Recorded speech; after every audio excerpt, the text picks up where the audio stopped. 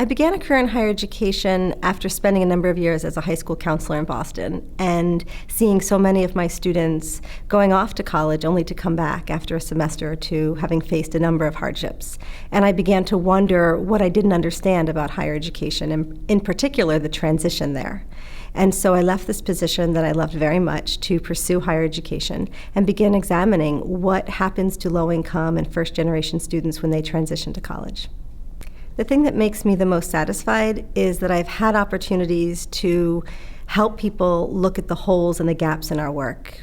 I've been in positions where I can identify who's not being served by our current programming. I can show missed opportunities in college and career readiness.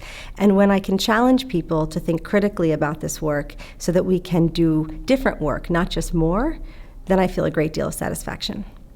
I'm inspired to do this work because we have a moment in front of us right now where there's such national attention to college and career readiness, and there are so many people who are committed to promoting opportunities for kids. Seeing this interest and the goodwill at work is inspiring. Research and advocacy is critical to counselor training because it legitimizes and professionalizes the work. It gives the workforce, the professionals, something to ground what they're doing. Their work with students is backed by research and science, and that makes what they're doing much more intentional and ultimately effective. The First Lady's Reach Higher initiative has created such a groundswell of interest. It's as though she's identified this issue and invited people to step up and engage in this work, and people were waiting. People have lined up to get involved in the Reach Higher work, and that's incredibly motivating to me.